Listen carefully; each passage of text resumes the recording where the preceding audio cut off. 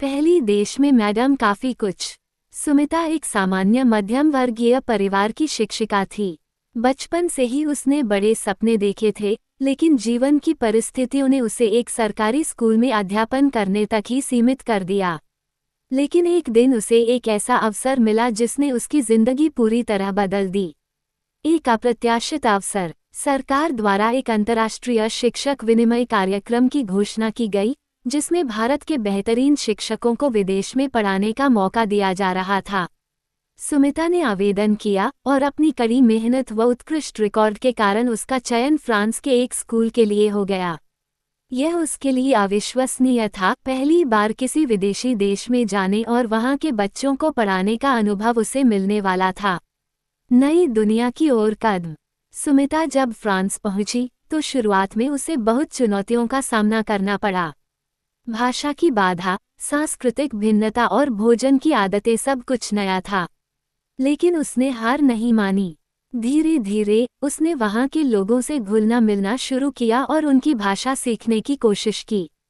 विद्यार्थियों का प्यार। फ्रांस के स्कूल में भारतीय संस्कृति के प्रति बच्चों की जिज्ञासा देखकर सुमिता को आश्चर्य हुआ।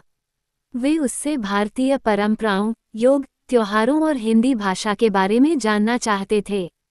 उसने हिंदी के सरल शब्द सिखाने शुरू किए, जिससे विद्यार्थी काफी प्रभावित हुए। संघर्ष और सफलता। हर दिन एक नई चुनौती थी। कभी भाषा की दिक्कत, कभी स्थानीय शिक्षकों के साथ सामंजस्य बिठाने का संघर्ष। लेकिन समय के साथ सुमिता ने खुद को वहां के माहौल में ढाल लिया। उसकी मेहनत और समर्पण को स्कूल प्रशासन ने भी सराहा।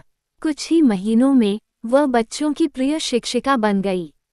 संस्कृतियों का संगम। सुमिता ने भारत और फ्रांस की संस्कृतियों को जोड़ने की कोशिश की। उसने दिवाली पर बच्चों के साथ दीप जलाए, होली पर रंगों से खेला और भारतीय व्यंजन बनाने की कार्यशालाएं आयोजित कीं। बदले में उसे भी फ्रांसीसी संस्कृति के कई अद्भुत पहलुओं को सीखने और अनुभव करने का मौका मिला। एक नई पहचान। 2 वर्षों की इस यात्रा के बाद जब सुमिता भारत लौटी तो वह पहले जैसी नहीं थी। उसके पास अनुभवों का एक खजाना था, जिसने उसकी सोच को और विस्तृत बना दिया था। अब वो केवल एक शिक्षिका नहीं थी, बल्कि संस्कृतियों के बीच पुल बनाने वाली एक सशक्त महिला बन चुकी थी।